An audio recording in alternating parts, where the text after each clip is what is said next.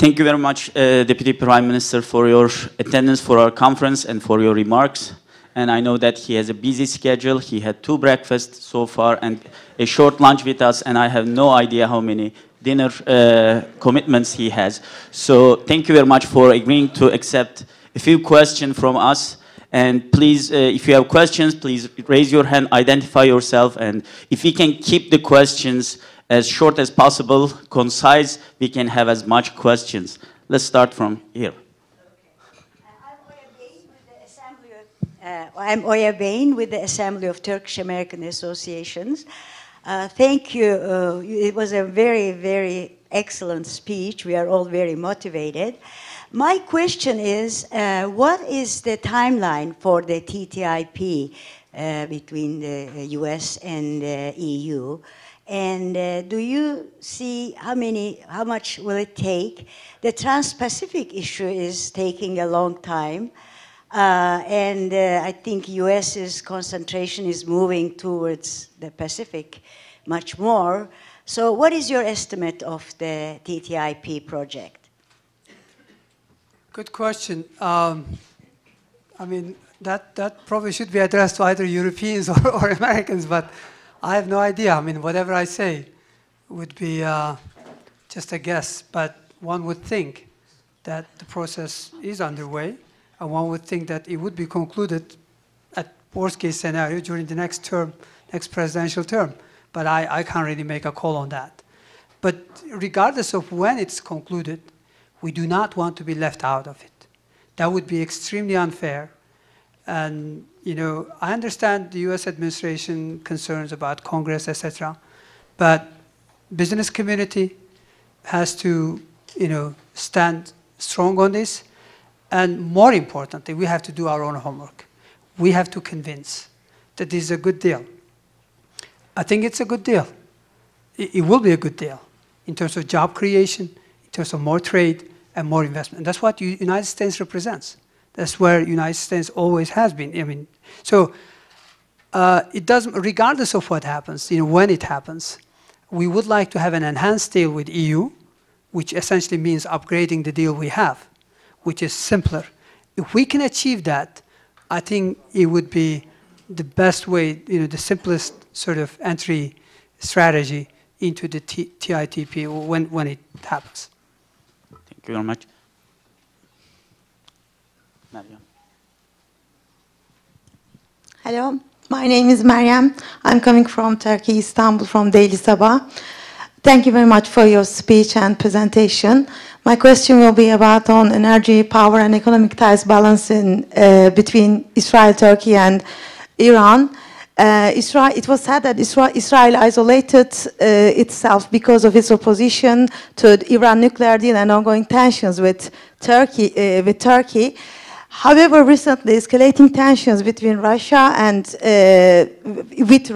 Iran, Israel had transformed to a potential partner for Turkey, despite all ongoing irreconcilable issues such as what's happening in Gaza Strip now.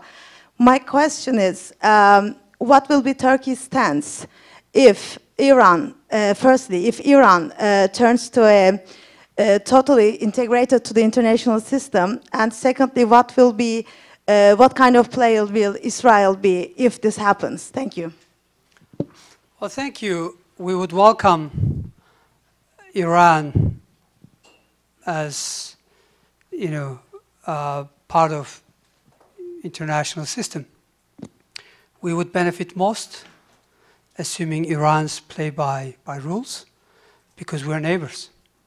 And we have the largest manufacturing base between, you know, if you draw a line, Germany to Italy, all the way to China, I think Turkey would be, probably would be the largest manufacturing base. So in that neighborhood, we are more competitive, and we would benefit most from Iran, you know, essentially becoming part of a global system and opening up and prospering, etc. So that would be welcome. Now, as far as Turkey-Israel relations are concerned, there has been some effort to fix the problems we had. and there is significant progress. And we do hope that ultimately, we'll reach an agreement. I think it would be in the interest of Turkey and international community to do so. It's really, the linkage with gas, is there, but I would say even before, let's say, this latest fallout from Russia or spat with Russia, I think there were efforts to mend fences with Israel. So I wouldn't really just reduce it to the gas issue. But of course, we have to diversify, and we cannot rely on just one supplier in a big way in terms of energy. That would be too much of a risk. We don't think that Russia or Iran or any other country will cut supply. I don't think that's likely.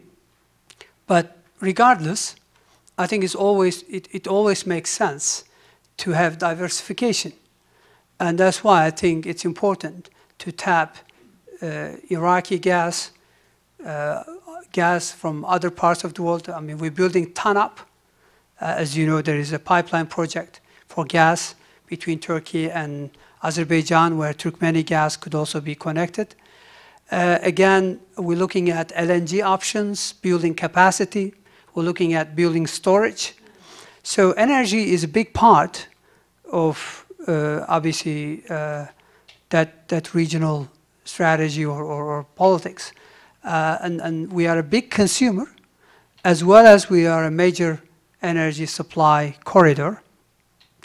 I always tell my European counterparts that, if they're genuinely interested in a vibrant EU economy, that they should allow Turkey in, because Europe is losing ground, and Turkey would help lift EU in global big picture macro. If they want dialogue between civilizations, they certainly should bring Turkey in to show that the path of democracy, rule of law, is much more preferable, much better than the path of destruction and terror and sectarian strife. Also, energy is a big component, because I think much of the energy resources lie in eastern Turkey, and therefore Turkey is key to energy supply security to European Union. So there are many, many reasons why EU needs us and we need EU. So really, it's much broader picture than just gas deal with or the prospective gas deal between Turkey and any other country in the region. It hasn't worked out the way we wished. We wanted a region, Middle East neighborhood, to be more stable, more democratic, more open, and more prosperous. That would have been in our interest, absolutely. But it hasn't worked out that way. Let's hope that it does. And if it does, of course, again, we'll be there to play a constructive role. Let's have two more questions very quick at the back. Yes. Yes. Julia Savchenko, Voice of America. I'm just wondering what your assessment is of the impact that Russian sanctions are going to play in Turkey, and how it is going to affect your forecast and Turkish economy in general. Thank you. Thank you. Our forecasts, which I didn't provide much short-term data forecast, and I could do it, that would have been classic, saying we've done so well last year and we're going to do this. Instead, I focused on more structural adjustment, but let me elaborate on that. Even prior to the latest, as I said, problems with Russia, Russia-Turkey trade was falling in tune of 30–40% per year. That was due to Russia's own economic problems, because Russian currency lost significant ground, and fewer people were traveling, fewer goods were being purchased from Turkey, fewer contracts were being awarded. So already the trade of services and goods were down substantially.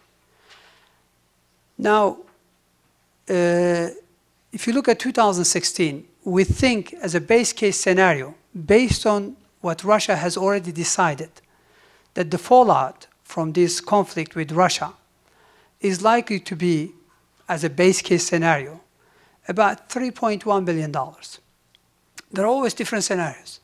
It's a base case scenario. $3.1 billion, Turkish GDP is, close to, for this year, possibly, I don't have the full number, but somewhere between $700 to $800 billion.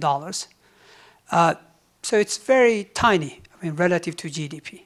So the fallout from Russian sanctions is likely to be insignificant.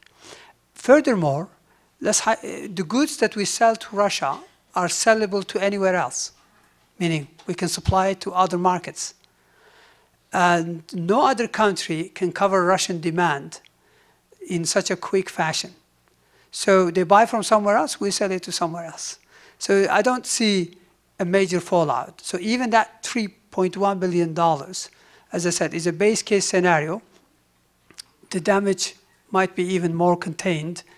And therefore, our projections, which will soon come up, meaning on hopefully next Monday, I should be able to unveil our 3-year economic program with all the forecasts as well as 2016 budget. It will show that the impact will be tolerable. Turkish current account deficit should continue to narrow on the back of lower oil prices. That is such a dramatic impact. Turkey is one of the biggest beneficiary of low oil prices, along with India. Alalım.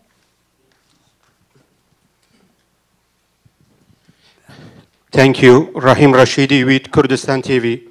What do you think of the Kurdish future on the Middle East? And in your opinion, what are differences supporting KRG and Kurdish territory in Syria or Rojava? Thank you. خودش ترازی به کرمانجی زنه گلک سپاس زور سپاس اجی کرده ترکیه ما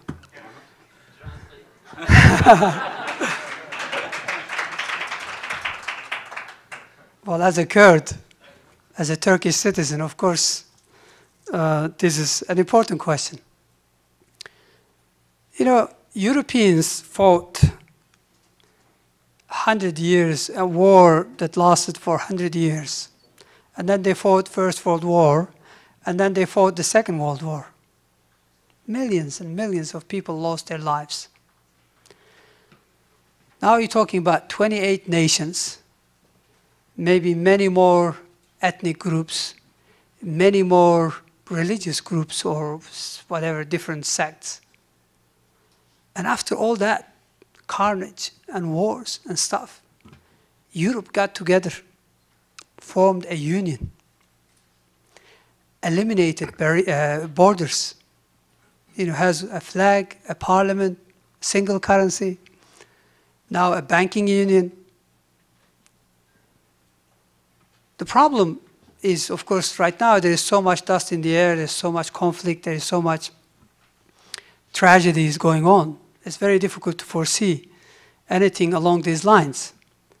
But the best future for Turkish Kurds would be, from my own perspective, the best future for me would be a more democratic, a more tolerant, a more prosperous Turkey that is part of European family. And that would be the best for Kurds and Turks and everybody else. Sadly, with all this violence, right now, let me give you one more point. If you go to Iraq, I don't know much about Iran, but if you go to Iraq, if you draw a line, let's say below Kirkuk or Mosul, there are no Kurds. If you go to Syria, except the stretch along the Turkish border, including Rojava, there are no Kurds in Damascus. There are in other places. In Turkey, the biggest Kurdish city, the biggest Kurdish city is not Diyarbakir. In fact, the world world's biggest Kurdish city is Istanbul, Ankara, Izmir. My wife is a Turk. So Turks and Kurds in Turkey are inseparable. So the future is, as I said, more prosperous, more democratic Turkey. And that's exactly what painfully we've been trying to achieve over the last decade or so. When I left my village, when I left my hometown to study in Ankara, later on to study in the UK, to work in the US and in the UK, if somebody had told me that Turkey would change so much in this, in terms of basically, getting rid of the old policies, providing fundamental rights and freedoms to all the ethnic groups, including Kurds, I would have been very suspicious. I mean, I wouldn't have subscribed to such a perspective. Today, if whatever Hispanic, let's say, ethnic group in the United States enjoy in terms of culture, religious, political, in terms of, let's say, whatever comes to your mind. As a Kurd or Kurds in Turkey enjoy the same thing. The only barrier to a better coexistence is violence. We started the so-called reconciliation process a couple of years ago. And it had real chance to work. It did. And suddenly there was optimism. I represented a town during that period called Batman. It's in the southeast part of Turkey. That's where I was born. And it was a booming town. Exports have gone up by about 80 folds. I'm not exaggerating. Organized industrial zone was full of factories. Hope. But today, with the violence again back at play, it's a very different story. So the only way forward, we're not naive to think that we can solve problem by just killing terrorists. That's not a solution. Of course, we have to have public order on the streets and in the region. But the way forward is, as I said, a more democratic and boosting further fundamental rights and freedoms. I think had the Middle Eastern sort of developments not been the way, had Syria issue hasn't evolved the way it has evolved today, we might have been at a different stage or talking about different things. We have no choice right now to deal with the violence because no democracy can tolerate violence. When there is violence, you cannot use your even basic rights, which is the case right now. So we have to deal with that, we have to contain that. But we are aware that it takes much more than that. And that's why we are seeking a constitutional reform. That's why we are seeking, we're trying to make Turkey a more prosperous place, addressing the regional development gaps. So, bottom line is, I think the future would be bright for Kurds if they subscribed to a model that takes democracy, rule of law as the basis, rather than just simply resort to violence to achieve, this or that aim. In Iraq, everybody's talking about united Iraq. Everybody's talking about ultimately, nobody's talking about partition of Syria or partition of Iraq or partition of Iran or partition of any other country right now. I think the region, had enough of sectarian strife, violence, and ethnic violence. And the solution is not more violence. The solution is less of that and more dialogue and obviously more reforms. But PKK, which is on the United States terrorist list, sadly failed to make use of the opportunity that we have extended, that we have done. Instead, they built more, they accumulated more ammunition, recruited more militants, and now they're trying to occupy parts of city centers by, digging. I mean, it doesn't really, it doesn't bode well. So we're going to have to deal with this episode. But the work on Turkey's democratization, the work on making sure that everybody is first-class citizen and enjoy, a fair share of prosperity that is created, is continuing. As occurred today, my parents were illiterate. They were illiterate. They couldn't speak a word in Turkish. They were farmers. Today, I'm the deputy prime minister of the same country. So nobody can tell me that, in the past, there were mistakes. But today, you can't say that the Kurdish rights are not provided for. We may not be perfect, but the channel to correct this is not more violence, is actually at the parliament discussing. So thank you very much for your question. I mean, Hakan, one more question. Okay, maybe last one. Yeah. Sorry. Yeah. My name is Hisham Al-Talib. I am from IIIT International Institute of Islamic Thought. Turkey has been very generous in hosting over 2 million Syrian refugees. Do you have any plan in integrating this to over 2 million people into the economic prosperity that you were explaining in the last hour? In other words, how can you convert from a hurdle into a stepping stone with these 2 million people like Germany is trying to do? Thank you very much. Well, thank you very much. To give you exact figures, we almost have 2.5 million Syrian and Iraqi refugees. And they're more than welcome.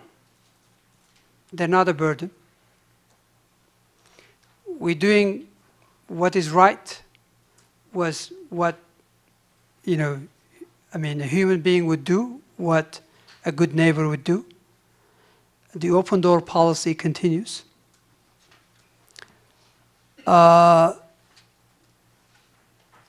We ideally would like to see Syrian issue resolved and people obviously go back to their normal life. But we also realize that even if that happens, not everybody will go back to their old normal life.